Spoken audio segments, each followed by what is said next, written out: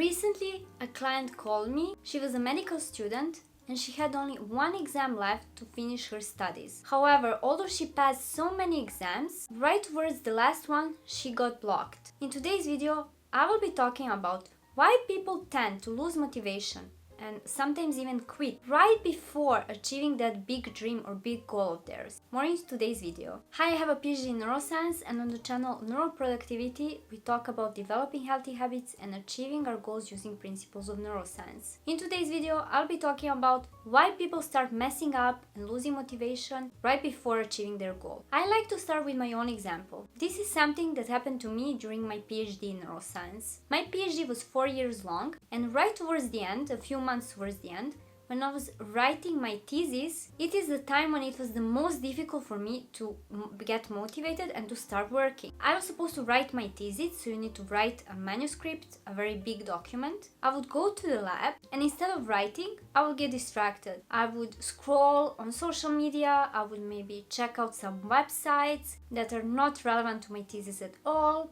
I would like to grab one coffee, then another coffee, and my thesis was not progressing, and my supervisor noticed that and he told me to get working. So that's when I had to ask myself, why is this happening right towards the end? Similarly, for my client, she passed so many exams, she was right at the end, and that's when she couldn't study anymore. This is something that also happens with people who are losing weight. So they lose a certain amount of weight, and then once they reach their goal weight, they start slacking. They start eating, snacking, and then they regain almost all the weight. Sometimes they regain even more. So they end up being bigger than at the beginning of the transformation. Now, why does this happen? Some people like to call it fear of the success. I prefer to call it fear of a big change, and I will explain what do I mean by that. Let's go back to my own example. When I was about to finish my PhD, I really wanted to finish my PhD and get that diploma. However, once I finished my PhD, I was about to lose the status of a student that I had, and I had been a student for more than 20 years. Since the age of 7. So for more than 20 years, I was a student, and I was afraid of that, of losing that identity. It was a big part of who I was. Second of all, I was living in a very nice apartment in the city center of Paris. I was living alone, I didn't have flatmates. The flat was pretty cheap because it's for students. And I knew once I finished my PhD, I would need to leave that apartment and search for another one. And I was not happy about that. Also, I knew I had to provide myself with a job because I needed money. I knew that I won't have any more student scholarships to support me. And I was really afraid of all these things. And that is what kept blocking me. Let's take the example for people who are losing weight. They might be afraid that some of their friends are going to make fun of them, because when you go through a weight loss transformation, not everybody is going to be supportive, unfortunately. They might be afraid that they would need to buy new clothes. I know that's what happened to me. I had to go to the tailor, and I had to tailor a lot of the things because when I lost weight recently, a lot of the things were too big on me. Like the pants were super loose, also some jackets, and I had to go to the tailor, and that costed money. Then people might be afraid that they won't be able to eat their favorite food ever again, so then they feel sad about it and then they sabotage. Why does this happen? When we are about to go through a big change, when something big is changing in our lives, our brain gets super alert, and it starts to focus on negative things. Why is this the case? So our brains would be super alert when everything is changing in the environment because of the evolution. Throughout our human history, we had to be afraid of many changes in the environment because that could mean that there is a wild animal coming to get us. When the weather would change, we would need to hide somewhere. If there is a storm, we couldn't be outside, we had to go and hide.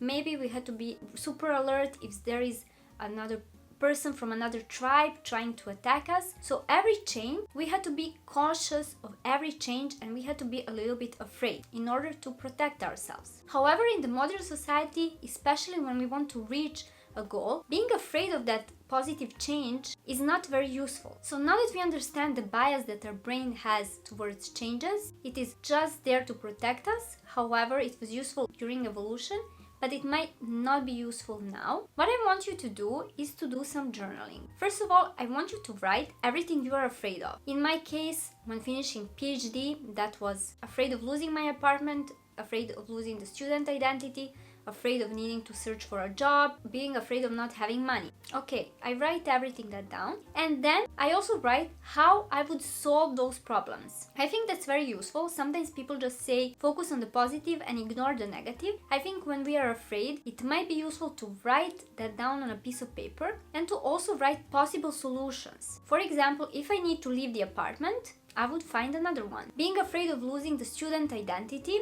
well, I will get another identity of being a worker, and so on. You can do it for your own problem. For the person who is losing weight, if they're afraid that their friends would make fun of them, they could then write a possible solution. I could talk to my friends and ask them not to make fun of them. Or maybe I could cut contacts with those people just for some time until I build my strength and that their comments they're making fun of doesn't affect me that much. Okay, now that you wrote everything you're afraid of and possible solutions if those situations happen, now I also want you to write down the possible positive changes. So everything positive that this big goal or change is going to bring to you. At the example of my PhD, finishing my PhD will get me a PhD diploma. In some countries, if you have a PhD diploma, you might be better paid. I will be able to find an interesting job that I like. Moving apartments might mean that I find another apartment that I also like and that I discover another area of Paris. And the list went on and on. Having a job might mean that I have more money. Having more money might mean that I can travel, that I can buy more clothes, that I can buy better food for myself. Buying better food would mean that I have more energy. When I have more energy, I could be happier, and so on. I think you get the idea. So I want you to write down everything that you are afraid of and what you would do in that scenario, and also all the positive changes, just to make sure that this negative bias that our brain has towards change